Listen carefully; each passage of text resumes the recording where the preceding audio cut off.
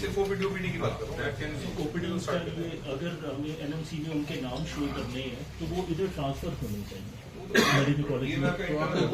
वो तो सर कुछ एक इंटरव्यू भी हुई थी, जैसे आपने सर साइट विजिट करी थी 17 जुलाई को, उसी दिन इंटरव्यूज भी हुए थे और कुछ एक डॉक्टर्स को डेपुटेशन पे हेल्थ डिपार्टमेंट से इधर के लिए एनओसी मिला भी हुआ था, तो उनकी सिलेक्शन भी हुई है कुछ एक की।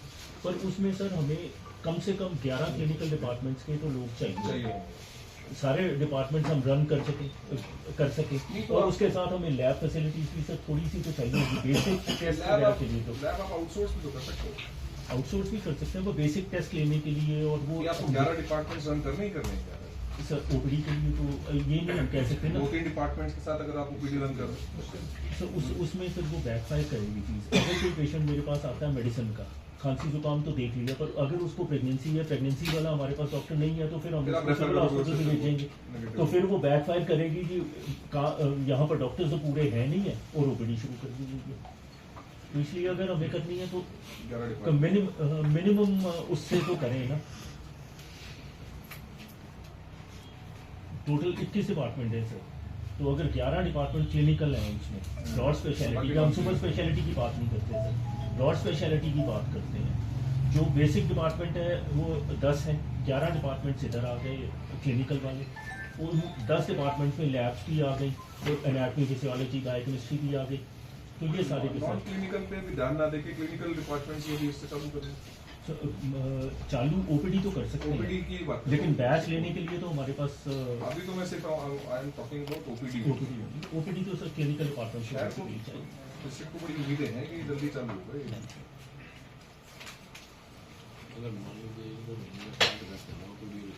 साथ होते रहेंगे।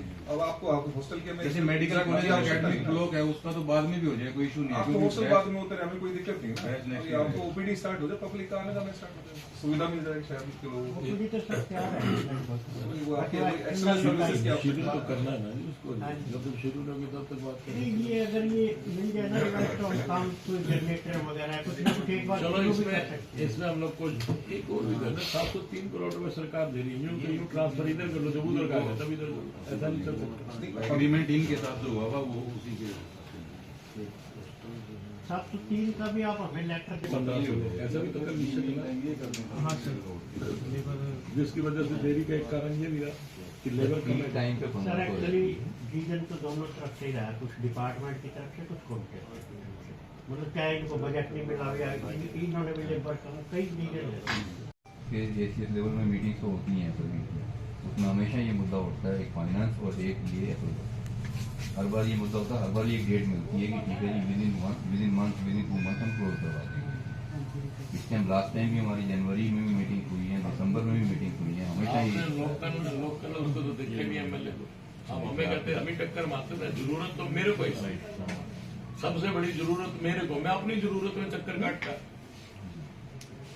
भाखड़ा का पानी लाने के लिए हम व्यक्ति को लगता है कि विधायक ने कहा अगर भाखड़ा का पानी आ गया, एक साल के अंदर 48 मंगलवार पड़ते हैं, 40 मंगलवार ऑफिसों में गया, क्योंकि जब तक आप अपने इंटरेस्ट अपना नहीं दिखाओगे तब तक कुछ नहीं होगा। आपने लोकल विधायक टोकते हैं आप भी ठीक है जी, मैं तो कंपनी से रहा हूं, कंपनी को फाइन लगना चाहिए।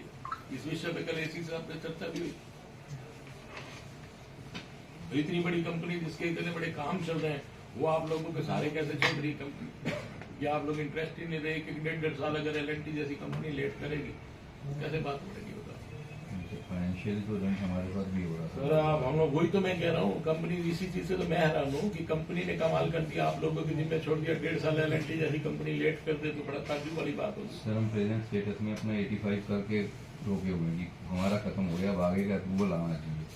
ये इशू सर 2022 से उठाया हुआ है हमने, 2022 से हमारे लेटर चल रहे हैं। साहब आपसे मिले लोग इस विषय मेरी लास्ट ईयर एक बार ही आप साइट पे आए थे, नहीं साइट पे सर आए थे, साइट पे ये तो इन्होंने गलती साइड पे आके गलती ना आते तो आप जाते, तो मैं ये तो इंटरेस्ट ले रहे तो आ रहे, हम इंटरेस्ट ले रहे तो आ रहे। अब ये नहीं समझ आ रहा गलती डीसी साहब ने कर दी कि हमने कर दी, और क्या जी, वरना आप तो पूछने वाला ही नहीं।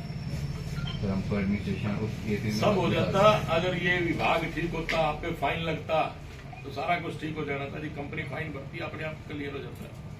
सर नहीं, मेरी तरफ से कोई मिस्टेक हो रही हो तो हम बात ठीक है सर, आप तक हम नहीं पहुंचे ये मैं मानता हूँ, लेकिन इसके नीचे आप लोगों को आगे भी काम करना है। नहीं। लोकल आदमी को जब तक आप नहीं टोकोगे तब तक कैसे चलेगा? आप सोच कल्पना करके देखो कितने वादे करे होंगे मैंने जी अब चला दूंगा अब चला दूंगा। अब तो मैं कहने लायक भी नहीं रहा इसी इलेक्शन में कहा जी मैं अब कर दूंगा फरवरी मार्च में शुरू करा देंगे। मैं तो अपने वादों को पूरा करने के चक्कर में ही लगा हूं।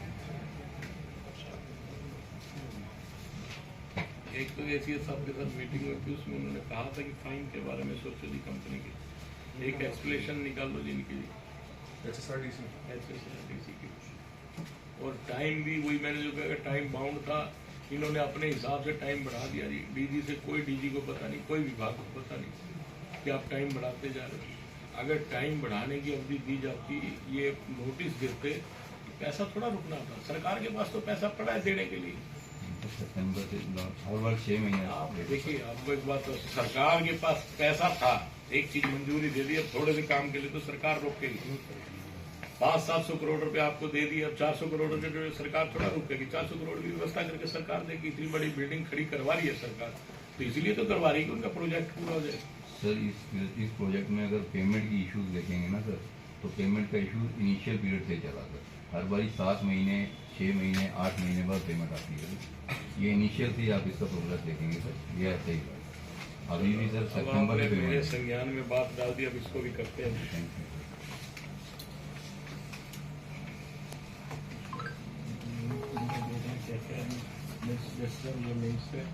इसी के अनुसार इनकी कार्रवाई करवा देना।